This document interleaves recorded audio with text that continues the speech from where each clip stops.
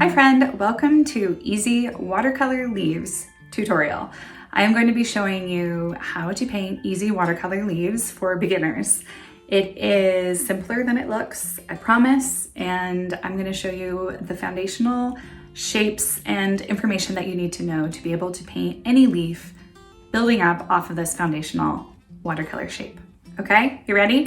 Let's do it. All right, let's talk about painting easy watercolor leaves. We are going to be learning how to paint anything from a very basic shape to a little bit more complex, and how we can create all different shapes and sizes and flow of our leaves on our plants and our flowers or trees, and how can you do that really easily. So let's go ahead and get started here. So first, there are a couple things that we need to learn before we can really jump into this. The first being that how we hold our brush will dictate what our marks on our page look like. That might be or sound really obvious, but let me give you an example. I can hold my brush at one angle, and based purely on the pressure I apply to the bristles, I can change how much paint is applied to the page. Here's an example. All right, so I can create with a light touch and holding a consistent angle across the page these thin lines, or I can come in with the same angle just with more pressure on my brush and create a much wider line. Similarly, I can come in at a sharper angle with a very light touch and create a very light line, or I can come in at a shallow angle with a very light touch and create a darker line. The difference here is the pressure that I'm applying with the exact same angle. The difference here is the angle that I am applying to the page with the same pressure. Now, where this is important and why I need to go over this with you is because when you're creating a leaf or a component of a leaf, you're basing it purely on how shallow or sharp your angle is and how strong your pressure is on the page. And you're changing it as you're moving the brush. So for the most basic foundational brush stroke that we need to learn is starting with a lighter touch and moving into a firmer pressure and then lifting up with a lighter touch. And we're gonna keep the same angle the whole time, but you're going to be having different widths appear on the page. So starting with a lighter pressure, pushing down, and then lifting up. Let's do that again. Light pressure, more pressure, light pressure again. You can see how it changes as you are applying the paint onto the page and changing the pressure that you're applying. Now, when we start to paint the leaf, leaves are rarely just one unidirectional line, right? You're not going to find a leaf that looks like this. So as you're doing the exact same motion, you're going to be coming in and moving your hand to create movement in your petal. So you're going to be starting out shallow, harder pressure, and then coming up. So practice that a few times just to see what kind of shapes you can create. Can you have it kind of coming down? What if it's a really wobbly, kind of wiggly, curving leaf there? So you can experiment with the different kinds of shapes and patterns that you want to create in terms of how much that leaf is moving. You're also going to be considering how long the leaf is, how short it is. Does it end in a thin point or does it end more bluntly? Is it more round? All those questions. So for a longer, thinner leaf, you would be taking your brush and starting in the exact same way with the light pressure. Then you're gonna go into hard pressure, but you're gonna hold that for longer. And then you will let it up lightly as you go along. And here you see you have a longer leaf, and you would see this on something, more like a crocus or a tulip. Those like kind of bulb flowers tend to all have very similar looking leaves like that. And when you're creating leaves, you also want to not come in with just one color, especially on these long flat ones. So I might come in and add, I would want to come in and add a second color. So say I add a darker green, and you would just kind of go in the same similar way that you laid down the initial shape on the page. Or you might want to come in with a little bit of yellow to brighten it up a little. Maybe it's fall and it's starting to get little bits of orange in the leaf or brown or what have you. Or you can add a darker gray kind of color to create shadow. If your leaf is more blunt, meaning it ends more abruptly, let's say, here's your stem. Say your leaf is rather short. You're gonna come in the same way, but you're gonna start the body of your leaf much sooner. And then instead of elongating it as you slowly lift pressure, you're just gonna lift. That way you're eliminating that pointed end. So let's try that again. Go almost directly into the body and then lift. High pressure, lift. You can see that you start to create more round leaf that way. So let's experiment with some leaf shapes here, okay? Let's say we have a leaf like this cosmos, and the shapes of the leaves themselves can look kind of complicated when you're looking at a photograph or a reference or the actual flower. But all it ultimately is a bunch of lines that are rather thin, so you're not going to push really hard. You don't want the thick body of your brush. You're going to hold a pretty consistent just pressure across the whole part of the leaf. You might have little areas where maybe you have lighter pressure, or maybe there's a leaf or two that is turned or has some harder pressure, but never so much that you get the full breadth of the body of your bristles.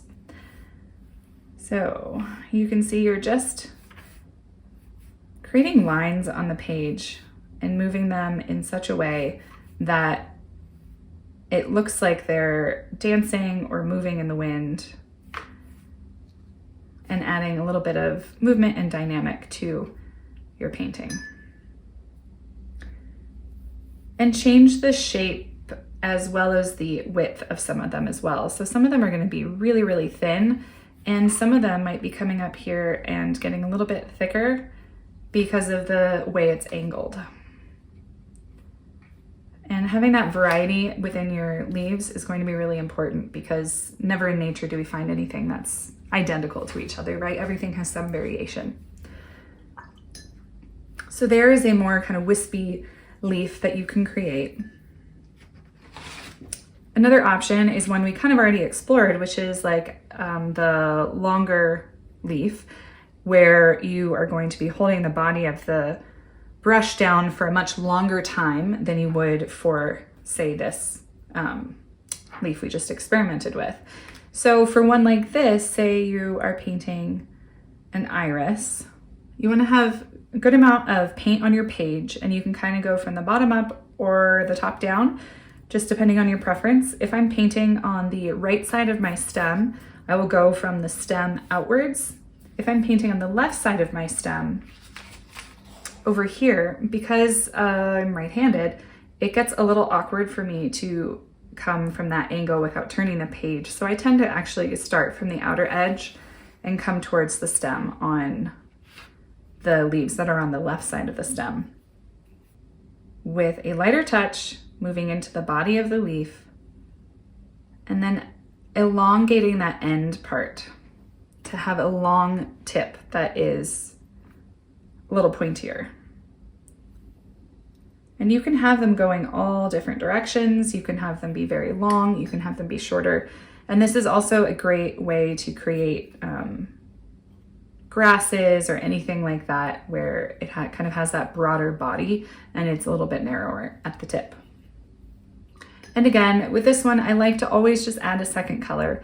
I will usually add a secondary color within all of my watercolor that I lay down, because I don't like having just one color on the page. I think it makes it look really flat, but I will absolutely, definitely make sure to add any kind of secondary color, whether that's a lighter version, a darker version, or some kind of a complementary color to any area that has that really long flat area. Otherwise, it's just gonna look one-dimensional and it's not gonna have any movement to it. All right, so let's say next that we are painting a vine. So with a vine, let's say we have a flower pot. And we have some kind of hanging vine that comes off of it. So we have our stem, and off of our main stem that's coming out of the roots, we have smaller stems, and those smaller stems are gonna have, say, rounder leaves on them. So I'm gonna come and do the same exact thing, the same exact shape, but instead of elongating it, I'm gonna be going into the harder pressure faster and lifting up instead of letting the pressure come up across the page. And because it's a rounder leaf, I'm going to come and do the second half of the leaf in the exact same way, but just using the leaf itself that I've already laid down the shape for as my starting point. So let's do that again. So we come from here and go straight into the body and lift up to create that first rounded edge, and then to complete the circle or the roundness of this shape, I'm just coming and I'm just going on the opposite side, and then you can decide if you want it pointier or however you want that to look. So you're basically just taking the same shapes over and over again and just changing how quickly you lift your pressure, changing how quickly you apply pressure, how much pressure you apply, and then you're just building the same shapes over and over again on top of each other to create the shapes that you want to create. So were I to be painting like a sunflower, which has a much bigger leaf, say I would come in and I would really get into the body of that paintbrush because it's gonna be a big leaf, right? Just for reference, this is generally the shape I'm going for when I'm looking at a sunflower. So then I'm just gonna come and start creating using the same shapes. I'm just wiggling them around more to create different edges, and then you can decide how you want to fill the space in between. If there's any white space, sometimes I just leave it, sometimes I fill it in. And sometimes that's a really great place to be adding in any kind of other alternate secondary color. With these bigger plants or bigger leaves like this, sometimes when it's still wet, I will come in with the blunt end of my brush and I will create a center line just by applying pressure. And it can be really subtle. You can even add some other detailing in there. And it will just give it a very subtle detail in there that it kind of draws the eye in a different way than adding detailing in watercolor in there. So I kind of like it that way. And then we get to these more complicated looking leaves, such as with an anemone. And it's really just the sum of its parts all over again. So let's give this a try. So say we have the stem, the main stem of our flower, and we have a big flower up here. And we have some leaves coming off near the root of the stem. So we're gonna start in the same way that I've started every other shape here, which is with that lighter pressure, going into harder pressure, and then lifting up. No, this does not look anything like an anemone leaf, but that's the point.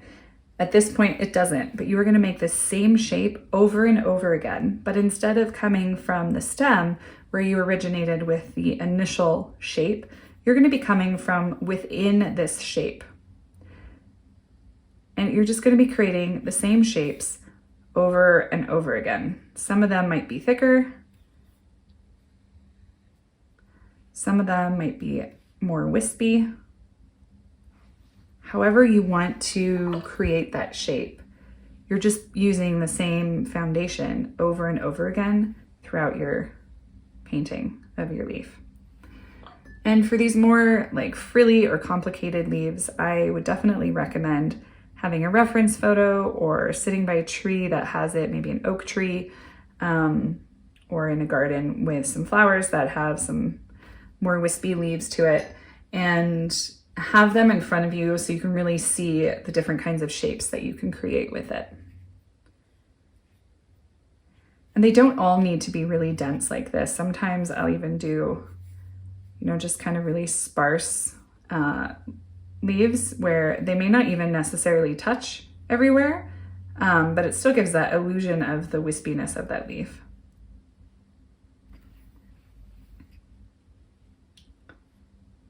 And that's really it. Just building on the same fundamental shape that we learned at the very beginning and understanding how the pressure of your paintbrush can really affect the mark that you're making on the page. And I would recommend that you practice these shapes and you practice the angles and the pressure as well and see what you're most comfortable with. Everybody does their leaves a little bit differently. For me, it's very much about pressure, and then I can keep the same angle and move my hand more freely across the page, and feel like I still have that control over my painting and what I'm putting on the page. So I will leave you with one more leaf, which is our quintessential leaf that comes off of the main stem, where we just have so many different stems coming off the main stem. And it's just so fun and easy to take a shape like this and to be able to use that fundamental shape that you know and make that more blunt end so that it's not as pointy or long, and create just endless leaves and endless shapes.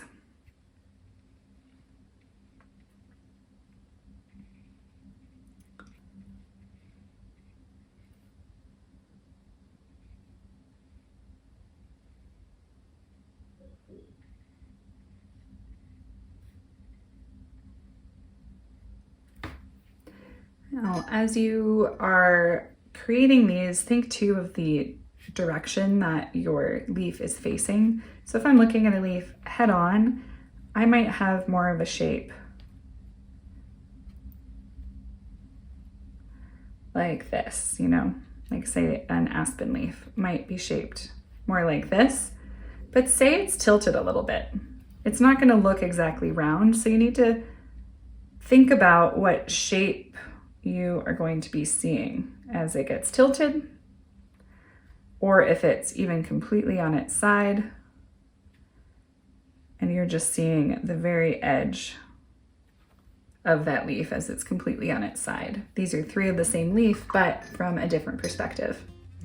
So just have fun and explore creating different kinds of leaves and shapes by building off of each other and by experimenting with angle, pressure, and moving your hand across the page.